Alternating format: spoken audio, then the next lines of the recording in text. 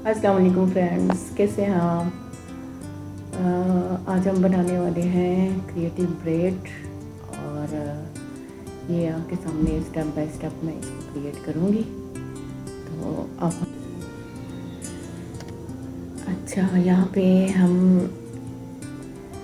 छोटे छोटे स्टैंड लेके तो हमें इसको नीचे से हमने ला के, ये देखिएगा, ये इस बालों के स्टैंड को हम ऐसे नीचे से लेकर आए और ऊपर से इसके अंदर ऐसे हमने नीचे से निकाल के, तो हम फिर उसी वाली साइड से हमने बाल लेने हैं।